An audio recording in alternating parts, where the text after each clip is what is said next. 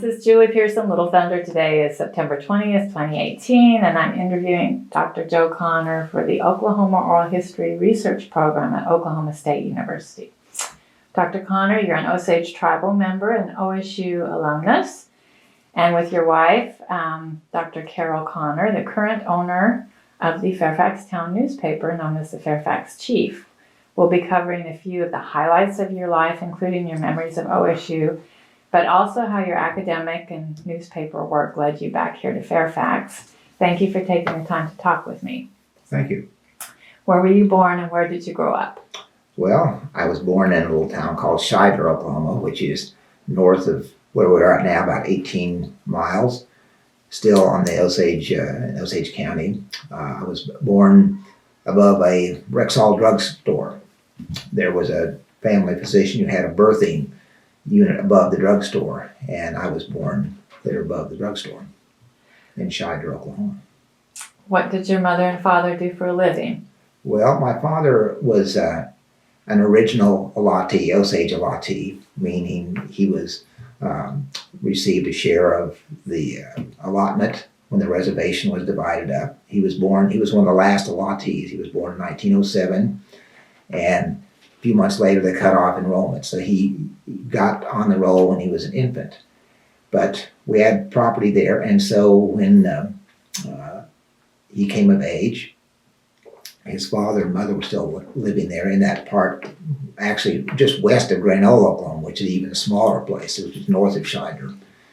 And my grandfather was also original Alati, and he had built his farm there before allotment on the reservation. And so my father, when he met and married my mother, they built a home just a few miles west of my grandfather's. And so they started a farming operation. And by and large, that's what they did most of the time. And he'd do some part-time work when farming wasn't so good, and both of them worked on the farm. And so he would, of course, he served in the Coast Guard during World War II, and he went away for a few years, and he did other, odd jobs when the farming wasn't quite so good. So basically, a farm family on our original allotment there west of Granola, and that's where I was raised. Neat. Any siblings? Yeah, I had, my mother and father had essentially two families.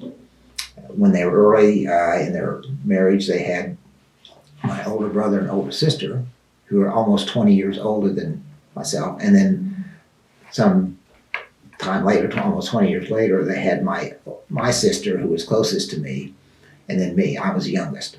Okay. And they've all since passed away now, all of them. So I'm their last remaining sibling. What was your exposure to Osage language and culture growing up?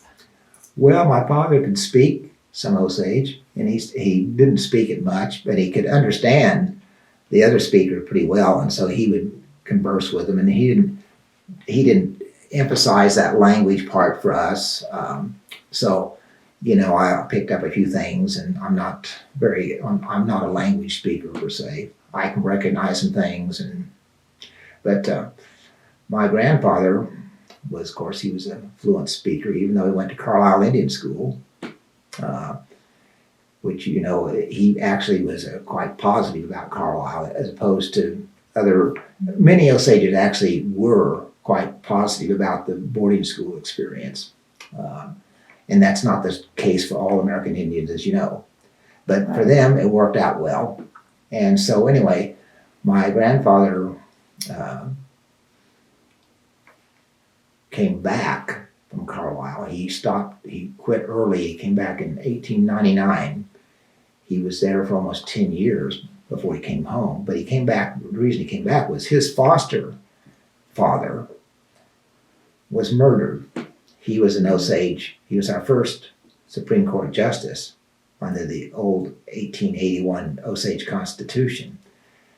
He was one of the lead negotiators, along with Chief Bighart, on negotiating the Allotment Act. As you might know, we were the last tribe in Oklahoma to be allotted, and we stalled them for 20 years, almost. Right. And they were frustrated with the Allotment Dawes Commissioners. They had, several different iterations of commissioners who came out, and we continued to frustrate him. And my great-grandfather, his foster grandfather, great-father, was the kind of negotiated that. Well, anyway, at some point in 1899, he was murdered. And my father told me that his dad said, well, I thought it was, probably pro-allotment forces Right. that offed him. And so right about that time, my grandfather moved back, and he started a harness shop in Pawhuska, because that's what he was trained to do in Carlisle. Mm-hmm. And so he came back right after his father was murdered, and worked for the Osage. He was a national council secretary for a couple of years. And at some point, and that was in Pawhuska, at some point he decided that Pawhuska is too dangerous to raise kids in. And by that time, he had married a woman who worked at the tribal boarding school in Pawhuska, my grandfather. And so they had a couple of children, young kids, and so they decided to move out of Pawhuska and move west of Granola, which was actually the place where he was raised as a young man. And after the reservation was established in 1870s, he was raised by an Osage woman who, interesting enough, has her own story, which is, her name was Margaret or Maggie Lawrence. And in 1880, probably a dozen or so Osages rented, leased land from the tribe. It was still a reservation. We leased pasture land, about a dozen Osage, and then probably 50, 60 Texans and Kansas for cattle, and also leased land. So the big money in the Osage prior to oil was cattle leases, mostly by Texas and Kansas cattlemen. But there were a handful of Osages who also leased from the tribe. And one of them was Maggie Lawrence, and she was the only woman Osage who did that. She built a home along with her husband, a guy named Judge Lawrence. Didn't know much about him, but anyway, and he built this wonderful Victorian home in 1880 west of Granola, and it was called the Maggie Lawrence Ranch. And it's still there. The building now, the old house is still there, probably the oldest house in the county. Cool. It was built by an Osage woman who leased pasture land from the tribe. And they had probably almost 30,000 acres that they leased. And my grandfather was raised there. He was orphaned. The reason he had a foster grandfather or father was because he was orphaned. His mother, real mother, and father were killed right about the reservation time in the 1870s. Both of them murdered. And so my grandfather was 5 or 6 when he was adopted by William Connor. That's how we got the name. Our Indian Osage name was Buffalo Hide, it's East Duha. But Connor came into the play when Will Connor took over. Will Connor's Osage name was OOHRP. He was a guy who got his name probably because he was a scout for Custer, which is another kind of paradoxical thing that people think about. Really, what were the Osages doing? What were Indians doing working for Custer? Long story short, but Osages were starving in the 1860s after the Civil War. We were supposed to be getting ration. We had a reservation was in Kansas. And despite the agents' pleas and the tribal pleas, make do with your, the rations you promised. The only deal that was offered was by General Sheridan, who was head of the army west of the Mississippi. And he said, well, if Custer needs some scouts to go scout out these Cheyenne who are causing trouble for Kansas settlers. And so, if the Osages will give us, Custer, 12 scouts, we'll make sure you get your rations. And plus, the Osage kids, they were all probably 19, 20, 30-year-old kids, the oldest one probably. They decided, hey, we're going to get paid, we're going to get fed, and we get to, hunt down our old traditional enemies, the Cheyennes. Right. We never did get along with them out Right. because we bumped into each other while hunting buffalo out in western Kansas. But anyway, so OOHRP walks on in, which means back then it wasn't scouts, they were called trailers. They weren't scouts. They trailed other Indians. So he was a trailer. So anyway, my grandfather was raised eventually on this Maggie Lawrence ranch, and that's the side where he decided to build his home, was north of that when he got aware that Alaska was not a safe place at the turn of the century. Right. And it really wasn't. It was pretty, it wasn't long after that oil began to come into the play, and the history that we can talk about a little bit later about that. Yes. So anyway, a long-winded story about that background. Well, thank you for sharing that. Mm-hmm. What was it like growing up on the farm outside of town when you were young? What are some things you did for fun, and what was the school situation? At that time, there was an elementary school in Granola, and even before that, there was a high school that my older brother and sister went to. Time I came along 20 years later, my other sister, the high school was no longer there. We brought down to Shider, but there was a 1st to 8th grade in Granola. So 1st to 8th grade, there were probably, the time I went, there was maybe 50 kids in the entire school. So my class had, I think, 7 kids, and they were all neighborhood kids. We were basically the only Indian family up there. Were a couple of others in that area, but we pretty much were surrounded by farm families, non-Indian families. So I made some good friends, and interesting thing about this is another little footnote about Granola. We, at the class of 7, we have a fellow who I graduated with in the 8th grade and eventually with Shider High School. He was a history and art professor at Northwestern Oklahoma State University. And then another guy got his PhD from OSU in agronomy and was at North Carolina University for many years. Another kid got his master's in computer science. And then the other two others went to technical school. So that small little group, we had 3 PhDs, a couple of a master's degree, and it was, don't know why it turned out that way, but all of us incorporated the education business. It was a good idea. Right, you got some good background. It was supportive. It was a good experience. I was a farm kid. I spent most of the time. This was before TV and all this other good stuff. So I spent a lot of time outdoors. Right. And hunting and fishing. My father was a great hunter and fisherman, and so we did a lot of outdoor stuff. And partly because my father was a prominent member of the tribe, people would come to visit us in the summer asking about Indian issues. They wanted to talk to a real Indian about stuff. And my father was happy to tell them things. Several summers I remember we had Professor Bell from OU who started the museum that's now the Natural History Museum at OU. Okay. He and some of his colleagues would come and spend a week in our garage apartment that was back behind our house. And my father would drive them around and I'd go with him.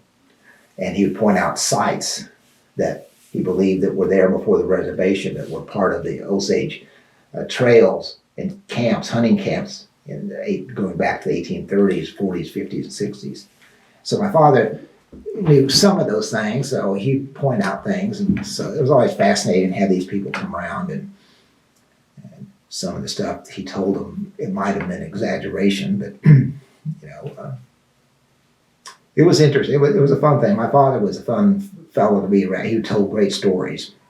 You were getting a great history background too at the same time, tribal history background. It was, they were both, my father and mother were very interested in that. They were old. But they were actually in their 50s or so when I was in my early, childhood. So it's kind of like being raised by grandparents. And so they were more interested in history, and so we got just full of that. Best of both They worlds. they told us about it, and all, But at some point I got interested myself, but that was just part of what we swam in, the stories about the past. And it wasn't like ancient past, because my grandfather was born in 1870. My father was born in 1907, and then the foster grandfather, great grandfather, who was murdered, been born in 1840, and he'd gone to the mission school in Kansas. And so they knew all these stories. They had all these documents. So I got a treasure trove of mission documents and other kinds of documents my mother gathered up over the years. So I have a lot of documentation about all these things that document my family's involvement in the tribe. So it was really treasury. So how did you decide on Oklahoma State for your undergraduate education? Well, actually, we didn't. We went to undergraduate at Northwestern Oklahoma State. Okay. In Alva. In Alva. Yeah. Okay. Yeah. And how did you decide on Northwestern? I was going to go to OSU with my high school buddies. And we had planned to move to Stillwater and get an apartment or something.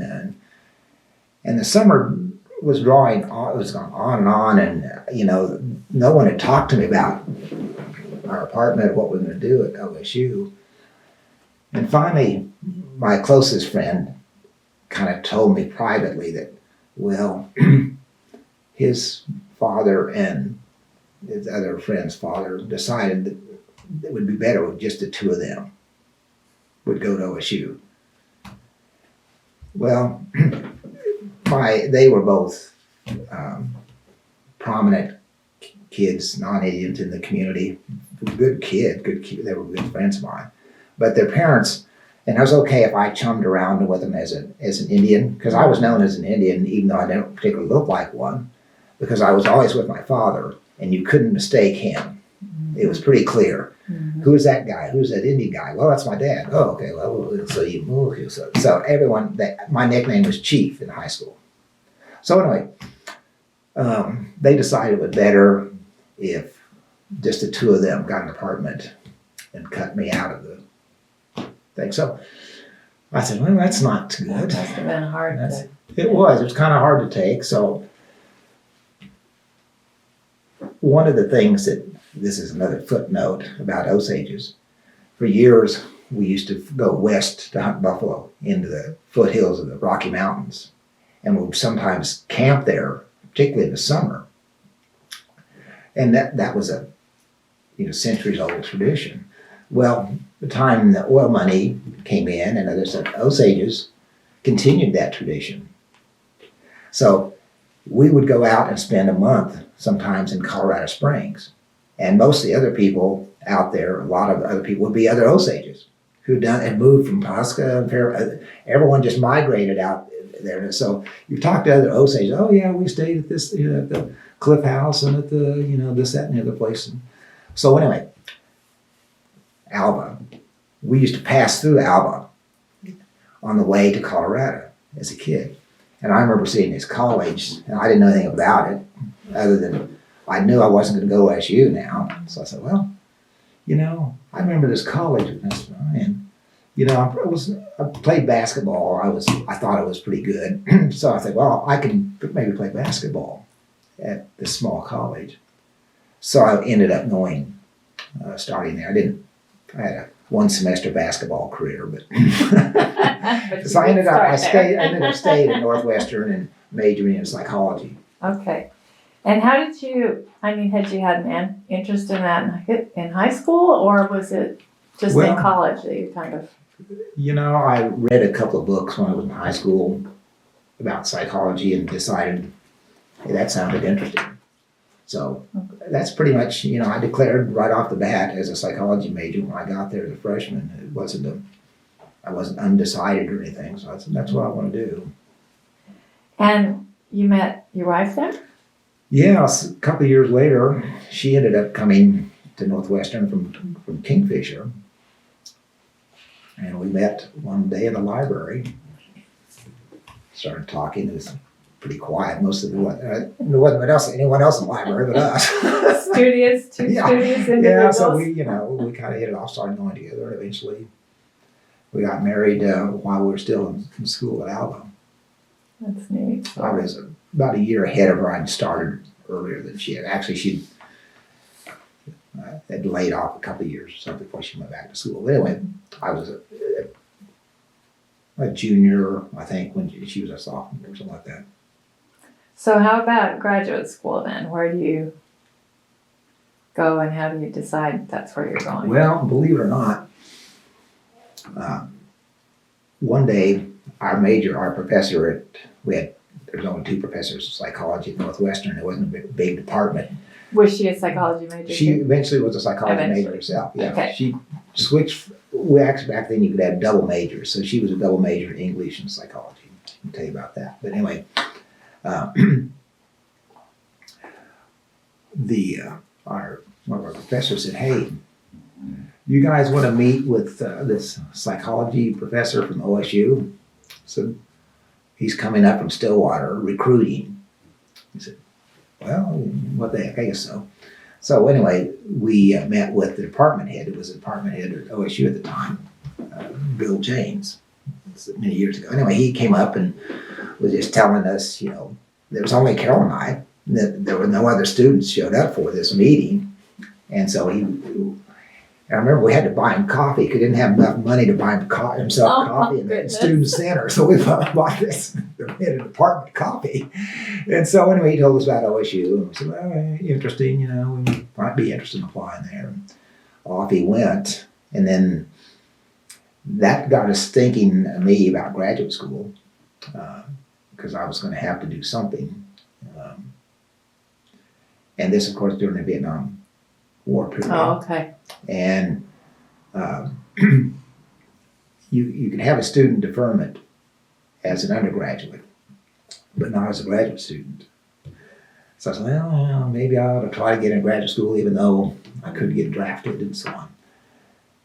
So we decided, well, what the heck, we'll just apply to graduate schools all over the western part of the country. So I applied for graduate school in New Mexico and Montana and all kinds of different places, and at OSU. And we got accepted at Montana and OSU and decided that Montana's a long way off. So I accepted the offer at OSU. And this was Christmas. We were still undergraduates. And during Christmas, I got my draft notices. This was during the time of the lottery. Okay. So if you got a higher, the smaller number you got, the more likely you were going to be picked in the draft. So my friends who'd gone to OSU, I still visit, talk to them. We'd see each other on weekends and so on. And I said, hey, what number did you guys get? Well, I got 340. I got 500 and something. What did I get? 22. I said, oh, that's not a good number. So anyway,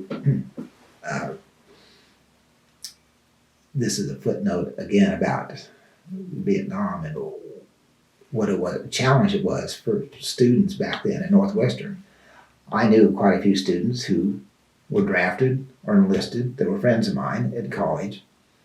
A couple of them went, and 6 months in Vietnam, they were killed. And I was part of a small fraternity at Northwestern, and our fraternity would discuss this issue. We had several people who were totally anti-war, and others, kind of patriotic folks, and others in between. Well, I don't know, they'd wait around to be drafted. I was kind of in between, I think. So we decided, as a fraternity,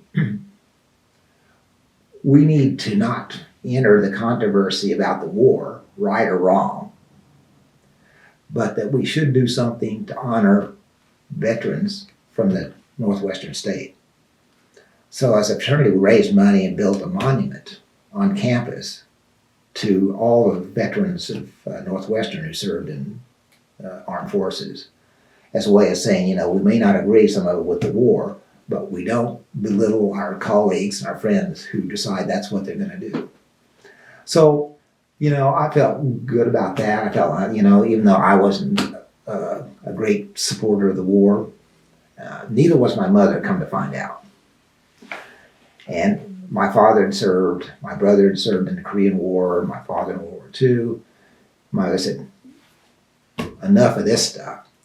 So my mother, like I say, she kept all these records of everything, our history, including my records. Everything I'd done in school, she had a great folder about, used to drive Carol crazy. My mother would bring out all this stuff. Oh, there's Joe's first baby tooth, Okay, but anyway, I had received an injury playing football in high school that paralyzed me temporarily. I eventually got it as just a bruise, I guess, to the spine. But anyway, she had all these documents, medical records, took it to the draft board here in Pawhuska and said, look, I don't think he can make it. And they said, well, we'll have a doctor recommend, go see a specialist and have a recommendation about whether or not he could pass a physical. So, fortunately for me, the doctor I saw was an orthopedic surgeon in Tulsa years ago, and he said, no, your back's bad enough, you couldn't do it. So I got a 4F. So I went to graduate school. You owe your mother a great My mother, yeah, she drug out all this stuff, Well, thanks, Mom, for keeping all this stuff, all these x-rays. She had everything. It came in handy. So, I wasn't sad to miss that conflict. Like I say, it's one of these things where I had good buddies who were killed, and we honored their memory and still do. It just was a bad war that people got caught up in. So at OSU, what are you thinking about Native mental health issues yet, or are you what's your area of focus? Well, I entered in experimental psychology, which is pretty much research focused. There was a program I discovered once I got in there the first semester they offered was a hybrid program they called experimental clinical. And so I said, well, could I, maybe do that? And as far as I know, I was the only one who ever did. They quit after I got in it. They decided that was not what they should have done, but it was no post facto rules. So I got to stay in the program. So I primarily focused on research. And then eventually toward the end of my stay there, I started taking clinical classes and getting some experience that way. And so it was a hybrid degree. Mm-hmm.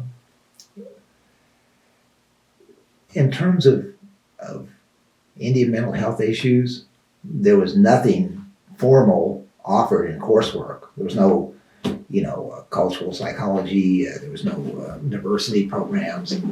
But back in the day, this was 1971 when I was admitted, there were approximately, I don't know how many, almost 100 graduate school students. And, there were three major departments: experimental clinical, which was the largest department, and then there was social psychology. There were three divisions in the department. And there were various numbers, mostly in clinical, where most people were at. But looked around, and there was one black student at that time, another Indian student, myself, and probably about 5 or 6 women out of almost 100 students. Mm-hmm. So we all got together at some point and started saying, we need to work on these numbers. So we started something called the Diversified Students Association, including minorities and women. And we got a faculty member to sponsor us as a staff person. And we just kept pushing these issues that, we needed to have, more sensitivity to these issues. And, largely it was kind of not well received initially, as you might guess. So it wasn't probably until 3 or 4 years later that they finally recognized that they needed really to address this issue. And they needed to hire someone on staff that would coordinate diversity issues. And they did. They hired, her name was Gloria Valencia Weber, who was, I don't know if you knew Gloria or not. I didn't. Gloria was, at that time, she was a graduate student in mass communications at OSU. But she was also the wife of a major professor at OSU, my major professor, Bob Weber. And Gloria was Valencia Weber. She was Hispanic. And Gloria was a dynamo. She came in and started lighting up the place and, really started, getting people fired up. And she was a salaried position, staff position. She wasn't a faculty member. But she started pushing recruitment of minorities and women. And anyway, it eventually grew. And they started offering time. I wasn't there to see this happen, but they eventually started offering cross-cultural psychology classes. They recruited some Native faculty and some others by then, by the time I'd left. But it wasn't too long after that, they started bringing in Native faculty, and they have several now. They still have what they call a Diversified Students Association, and still have a staff person that coordinates that, Patricia Alexander. I don't know if you ever know bump into Patricia or not. She's still the coordinator, and they also, about 10 years ago or more, it's probably longer than that, OSU Psych Department applied for a grant from the Indian Health Service to train American Indian PhD clinical psychologists. And they were one of the 3 universities that got the grant. So OSU got one, University of Montana and North Dakota University, all got these grants. And so they were nice. They actually were provided for full ride scholarship for American Indians who could accept and meet the qualifications for graduate education at these universities. And they started recruiting students, and that's been well over 10 years ago, I suppose. Our involvement, by this time we were out of school. Okay. Had been out for quite some time. And the person who wrote the grant, her name was Molly Tovar. She had taken over. You know Molly?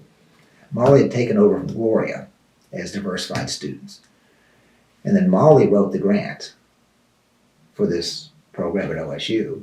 And Molly included Carol and I as evaluators to evaluate this program. So we got written into the grant early on. And so we were, for a long time, the evaluators of that program because she knew our work at Diversified Students. Help lay the groundwork. Yeah.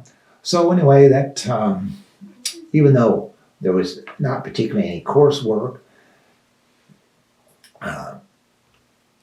Carol, we had different trajectories. She came in and a couple years after I did. So I was a couple years ahead of her. And so it was kind of, okay, what am I going to do while I'm waiting for her to get her PhD? So I'd gotten an internship at the State Health Department, which... So you got your PhD actually at OSU as well? That's right. Both the master's and, okay. Yeah, I got a master's, and then a PhD. Okay. So anyway, what am I going to do with this? I had this clinical experimental degree, which meant I could, I had a little more flexibility than experimental folks. Largely were going to have to go into academics because they were research people primarily. So I had this hybrid degree, so I was able to broaden my search to include clinical jobs. And it just so happened that there was a psychologist at the Pawnee Indian Hospital at that time who I knew, and he was leaving to transfer to Albuquerque And he said, I'd apply for his job at Pawnee, which was just up the road from Stillwater. So I did. And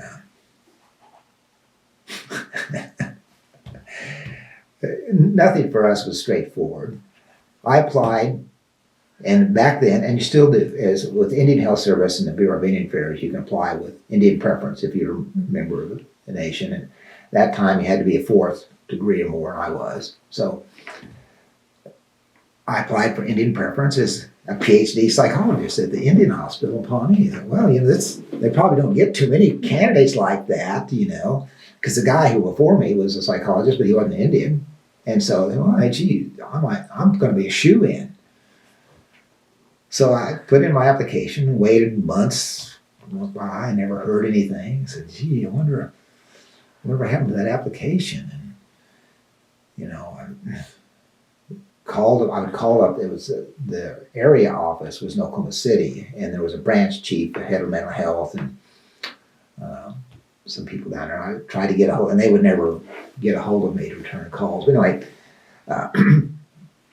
I finally said, gee, I need to move the ball down the court here some. So I knew my father was a good friend of the principal chief at that time, Sylvester Tinker. And my dad said, hey, Sylvester, can you see what the Indian Health Service is doing with my son's application? And so Sylvester, he had no problem. He called him and said, what are you guys doing down there? And next thing you know, a couple of weeks later, I get a job offer. Okay. And it wasn't until many months later, I was on the job, and there was a fellow there, was a social worker, who was not Indian, but he was he'd been there for some time, and he knew a little bit of background about this job business. And he finally warmed up to me enough to say, well, they didn't want you here. You had Indian preference, and you're a PhD, and you're the only one in Oklahoma. But they were afraid if you got in there, they would lose their jobs, because they were mostly non-Indians who had the jobs. I said, no. But anyway, I got the job. So I was at Pawnee for about 3 years as a clinical psychologist. And what did you bring from that job that has been helpful to you? Oh, it was a great job. I had a staff of native counselors. They were called mental health techs. They were local Pawnee people who Indian Health Service had this idea years ago before I got into the business. They started a mental health program in the late 60s because they discovered that American Indians had mental health problems. And so they hired this guy who was a Jewish psychoanalyst from New York City to head up Indian Health Service's new mental health program, shipped him from New York to Albuquerque. No, not to Albuquerque. He went to work out at Navajo in one of the hospitals out there. Nice guy, and he was very bright. Mm-hmm. And he got out there and he discovered, gee, I don't know what I'm doing out here. These people don't speak the language. I don't know what's going on. So he came up with this idea, which was on the face it was sounding a pretty good idea, which was he needed some native local people to help him bridge the gap between his professionalism and all this other stuff. So he suggested and got funded a program in Indian Health Service they called the mental health technician program, which they would take a local community member, native member of the tribe, whichever tribe, and this was all across the country. It was just not Navajo. So anyways, at Pawnee too. And you could apply and be trained, get 6 months of training as a counselor in the Army counseling program. So they sent these two people who worked with me, had been trained at Fort Sam Houston as counselors in the Army program, and came back to Pawnee and were my techs. One of them worked out really good, the other not so good. But anyway, it was a good experience in the sense that, the one who worked with me most closely, Lavina Wichita, she had been an LPN at the hospital before she became a member of this. So she had some professional background, and she was an older woman, and she kind of adopted me. And I was a young, goofy, new PhD, and And the administrator of the hospital, he just kind of, whatever you do over in psychology, you guys do. I don't know. You just do whatever you do. Fortunate for us, because we did all kinds of innovative things. We just, anything we could figure out needed to be done, we tried to figure out some way to do it. So we started all kinds of programs, did all kinds of things. We consulted in the schools, with the Head Start kids, the tribal Head Starts. I was a consultant at White Eagle and at Pahuska. At that time, there were clinics at these places. So I provided consultation at all those places. Back then, and it's still the case, that there's kind of a silo in the behavioral health, mental health field all across the country, not just in Indian Health Service. Mental health people don't really do much with substance abuse or alcohol problems. And substance use people don't do much with mental health problems. And it's kind of like, they have different philosophies and different type of staff, and they just kind of, to me, and on my staff, we said, this is nuts, because it's all the same, they're all the same people. They're both, some of them's got alcohol problems, they got mental problems, they got depression, they got all these other things going on too. So why don't we just deal with whoever walks in the door? So we started an alcohol treatment program at Pawnee, despite the fact that the mental health division didn't want it, and neither did the hospital. But I said, look, we're seeing all these guys come in here, and we're not doing anything about it. So we were able to start, for a little while, an inpatient unit in the hospital to treat alcoholics in the hospital. And how many other tribal programs were out there treating? Well, there were tribal programs that were AA based, and they were in the communities. Right. So they had support groups going on, but there was no professional treatment. Treatment until we came along. Right. But anyway. Oh, great! Yeah, that was and some neat changes that you brought there. So you end up living for a while in Seattle. Yeah, Carol finishes her degree. And she applies for her doctoral. You have to get a pre-doctoral internship in psychology to make it work. So it's a year-long internship, and it's very competitive. And so she applied and got accepted at the VA hospital in Seattle. And she got accepted in Albuquerque too, but there was no job for me. So Carol took the internship, and there was a job in the VA for a staff psychologist at the same time. So I applied after having to clear up this Indian preference issue, because this was a federal job, but the VA didn't recognize Indian preference candidates. So I had to reapply as just a regular non-Indian. And I eventually got the job, so we moved to Seattle. And Carol did her internship for a year, and she, by this time, since we'd been in Pawnee and we were already involved in the Pawnee culture a lot, we went to family dances and we were heavily involved in what was going on in Pawnee, and it was a good experience. And Carol decided she had a 2-month rotation. She could choose anything she wanted to do if she could find somebody that would supervise her as a psychologist in the VA. So she applied for and got on a placement at the Seattle Indian Health Board, which was an urban Indian center. And she worked there for several months as an intern and started seeing urban patients, Indian patients from Seattle. Anyway, internship ended. We decided, the VA is okay, but it just doesn't fit for me. It's much more rigid structure. There was a department of oversight. There were about 15, 20 psychologists and 20, 30 psychiatrists, and we had this big bureaucracy. And I'd been the lone guy at Pawnee with a couple of mental health techs. And this is not working out for me. So, and Carol hadn't finished her dissertation, and she's in Seattle, and her dissertation advisor's in Stillwater. So, we got to get closer to home. So I took a job, transferred back to Indian Health Service at the Hastings Indian Hospital in Tahlequah.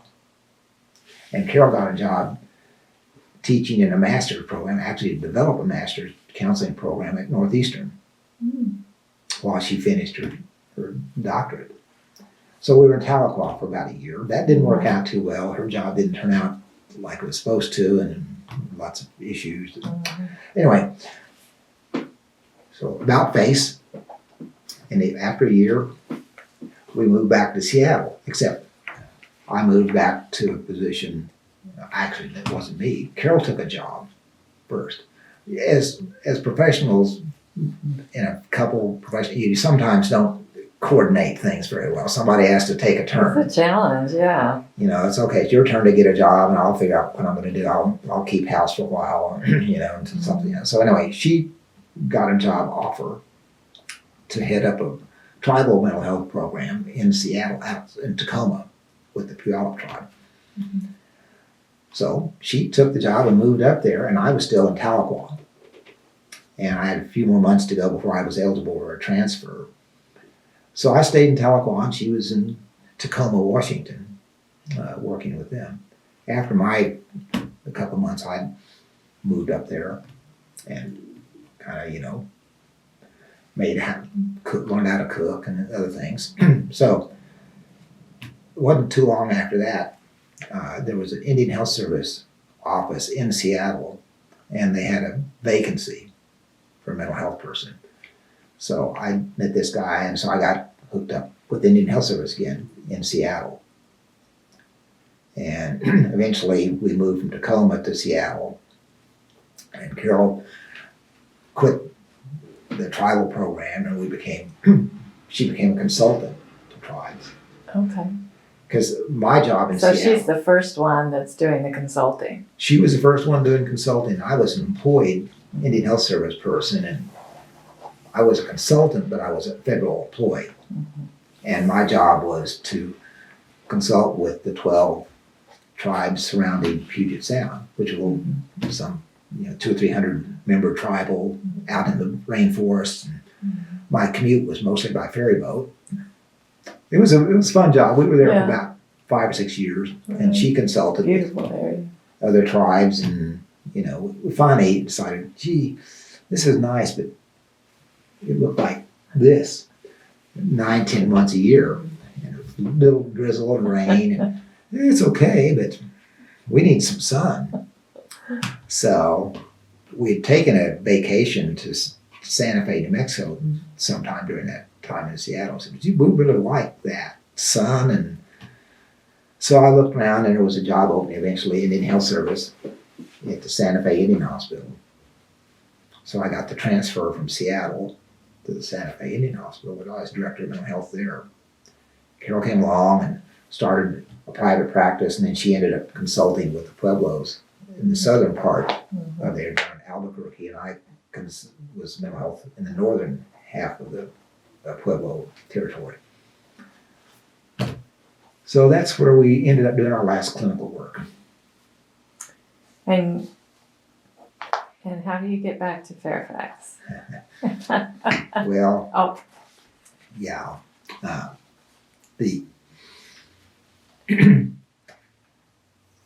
My father and Carol's father both passed away within about a month of each other while we were still in New Mexico. And we said, gee, this is not good for our mothers, so we decided, well, maybe we ought to move back home. I said, well, what are we going to do if we move back here? We decided, well, we'll figure it out. So anyway, the long story short, we bought my uncle's old original allotment home out west of Granola. My family's home had burned down in the 70s. After I left, they moved to town, and somebody bought the house, and it burned down. So the only original Connor allotment home was my uncle's that was still out there, and my aunt sold it to us. And it was a big old house, grand old house, but it needed lots of repairs. So we were tired of working. We've been doing about 10 years of clinical work, seeing all kinds of problems, and said, yeah, we need a break. So we took about 6 months and fixed up the whole house. And we got that all fixed up. I said, okay, now what do we do? We're out at west of Granola, nice old house, beautiful place. So, well, we can't do clinical work. That's not practical. So we'd met a lot of people in Indian country over the years, and we started putting out feelers. And we got a job with the Sac and Fox as evaluators of one of their programs. So it became more of a research type of thing. And then we said, well, we can do more of this. And anyway, that job with the Sac and Fox led to an introduction to Wilma Mankiller, the Cherokees. And we got on with the Cherokees and worked for about 5 years for Wilma. As evaluators, as consultant and research psychologists, we did a lot of employee surveying, health surveying in the community, and tried to find out what was the problems in the Cherokee Nation back then. And it was really good work until she resigned and because of health. But anyway, that's how we got her started. And then after that, we just have slowly built our business. That's been 30 years we've been doing it. It's just amazing how everything sort of came together. Well, it is. It's, one of these things where it was not a what would people consider a conventional career trajectory. You get your PhD, young, off to Seattle, what next? Santa Fe, well, that's not bad. That's a pretty good deal. Yeah, okay, you guys are moving in the right direction. Now, Grano, Oklahoma. Oh, what are you guys, our friends in college, what are you doing there? Well, we'll see. So anyway, we able to parlay our experience into this research business. And had you actually founded Paradox per se? Had you incorporated by the time you were working for Mankiller, or was it afterwards? We hadn't named ourselves yet. I love that too, that play on words. Well, it was my father's suggestion. Great suggestion. Paradox. It was, he didn't really understand graduate school a whole lot. All he just knew was taking us forever to finish school. And he'd keep asking me, got another semester, got to, do this, blah, blah, blah. We keep telling these stories, when do you get finished? Finally, we came back to visit them on the weekend at some point and said, hey, looks like this summer I'm going to finish. I said, well, if you guys ever finish, you'll be a paradox. It'll be a paradox. So, a paradox. So, at some point, we remembered that story and said, hey, that's a pretty good name for our business, Paradox. It is. So, my father was responsible for that. You did get a consulting gig that was involved with the Gates Millennial Scholarships. That's and right. I wonder if you could just tell us a little bit about that. Yeah, we got into that because Bill Gates and the foundation, Gates Foundation, had hired the University of Chicago National Opinion Research Center to evaluate the effects of these scholarships and whether they're doing any good with the students. And there are 4 groups of Asian Americans, African Americans, Hispanics, and American Indians who were recipients. And the University of Chicago National Opinion Research Center had essentially got the groups up to 75, 80% response rates, except for the Native group, who were lingering around 40%. And part of this was because they were doing summer surveying online, and that was part of the problem. But anyway, the Gates Foundation apparently started making noise to the University of Chicago that, hey, you got to up your game, or we might have to cut maybe the Indian program might be defunded or cut back or something, because we need to know something. So a person who was a Native person on the Gates Foundation, we knew from OSU years ago, suggested to the University of Chicago that they hire a Native research firm, and gave them our name. And so we got a call from the University of Chicago, and they sent one of their researchers to come visit us to see if we were legit. We were and I had a small office in Shidra, Oklahoma, and they're Yes. in Chicago. And what are we? Who is this? We're these strange people out here, and wherever this was. So the guy came out. He was a PhD political scientist, a nice guy. Met him at the Tulsa airport. And he was all a three-piece suited. We said, well, we'll drive you up through Indian country into our office and show you around to get you an idea what it's like trying to survey in Indian country. So we drove through back parts of Osage County into and around Huska. We took them up to the Tall Grass Preserve, even showing where, at that point, just to give you an idea of what Indian country looks like. And it's not like downtown Chicago or Philadelphia or Phoenix or where these other students are located. He said, oh. So anyway, we apparently passed the test, and he went back to Chicago, and they contracted with us to work with building the protocol, the response rate back up. So they invited us to Chicago. Funny story. We went to the University of Carroll and we were supposed to go to their campus, main office on the campus of the university. So we find our way there, and we walk in, and we walk down this hallway, and all these people are looking out of their doors, kind of peeking around the doors. And what they were doing, they wanted to see the Indians.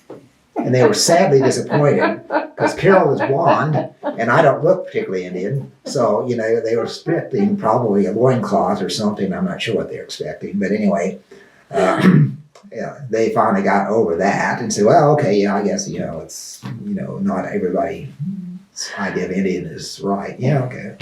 So anyway, we met all their staff, went down to see how they did it. And what they were doing was prompting students. The university was calling people during the summer, prompting the scholarship people.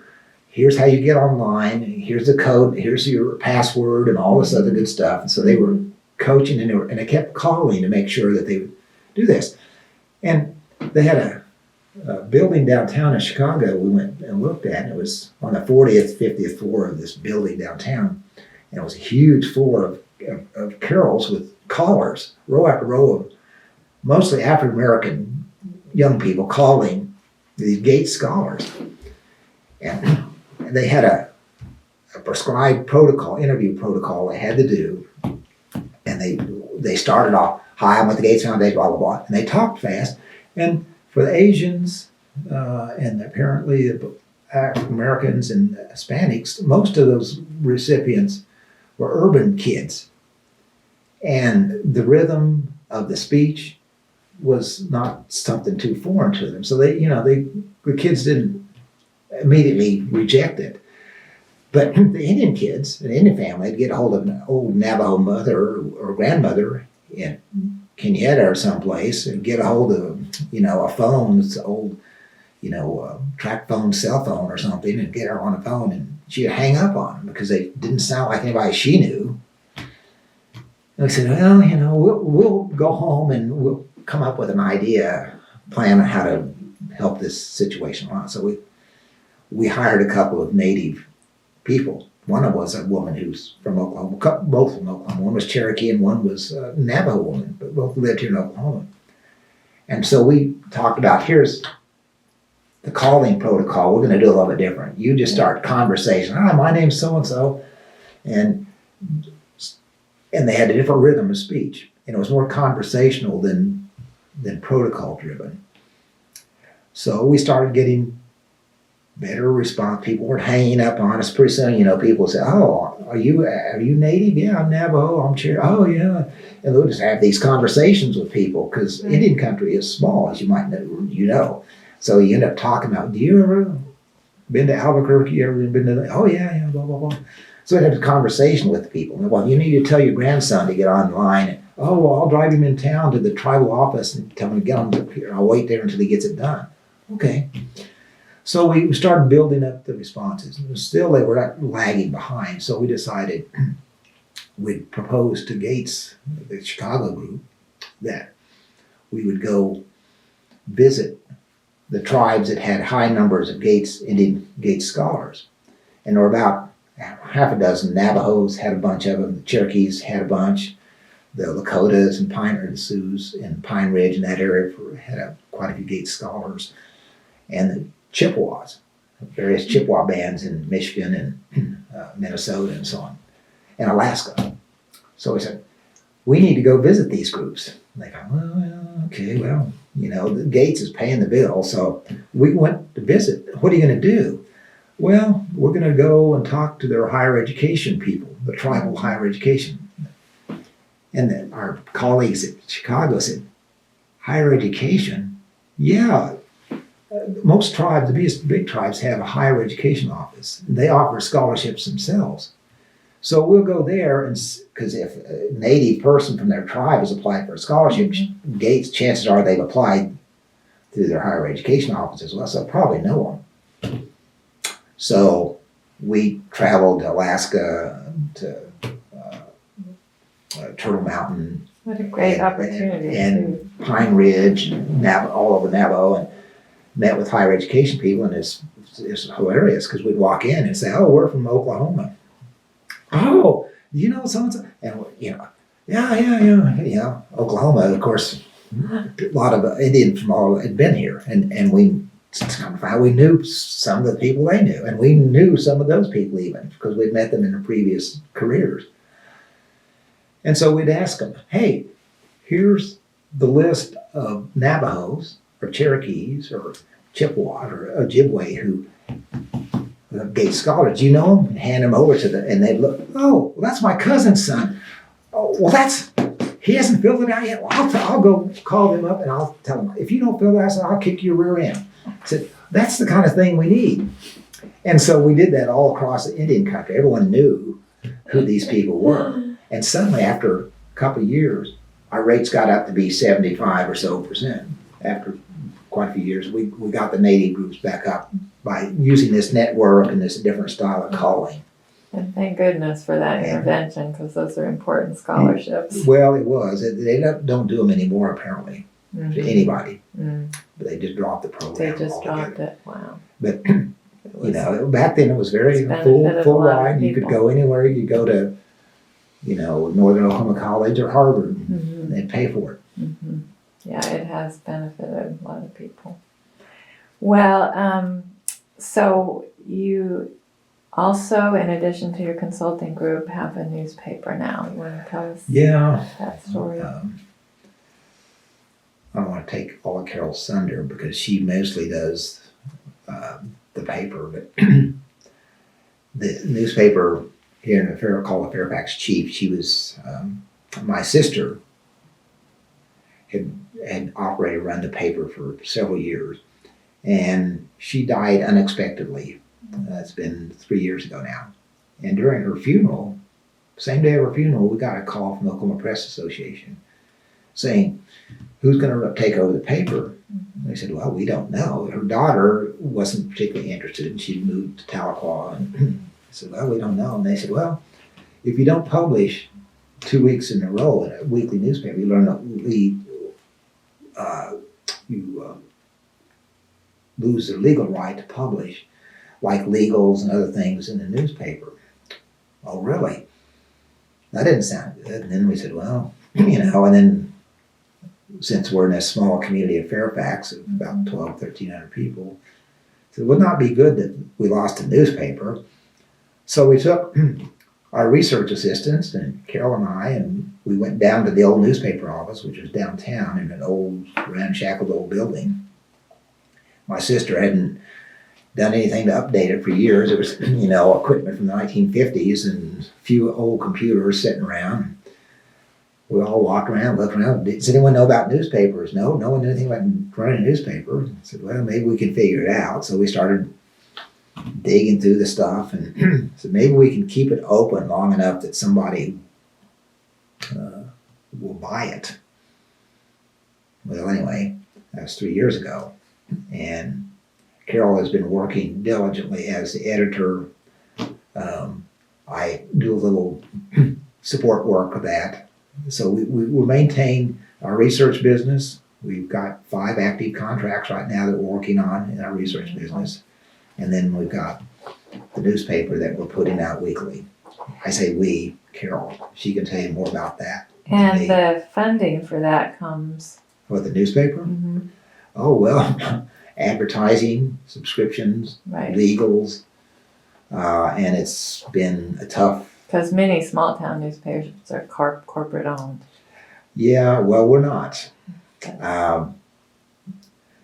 My sister had a bare bones operation, produced what most people, it was a paper, but it was kind of like a bulletin of the community. It was mostly, this club's going to meet and that club met and so on. And she had a little over 300 subscribers and sold about 100 papers or so in town. And Carol decided, well, we're going to do this, we're going to do it right. So she started educating herself on running a paper and everything else. Next thing you know, not next thing, but over the course of 3 years, we've doubled the subscriptions, tripled the ads, and now we're starting getting legals from the county and other sources, so that helps pay for the paper. After about a couple of years, we're finally kind of breaking even. Well, it's a nice paper. You do a good job, and I will ask her more questions. Yeah, she's responsible for the heavy lifting on the paper and the writing, most of the writing and so on. I did want to ask you also about, you both participated in the One Book, One Community event. That David Graham's book was chosen, Killers of the Flower Moon. And you've explained nicely in your introduction some of those ramifications and ripple effects on your own family. But I'm wondering how that event has impacted the community, and if there's some ongoing discussions and just impacts. There have been kind of interesting reactions. And Carol's probably more eloquent in talking about this, but I can tell you that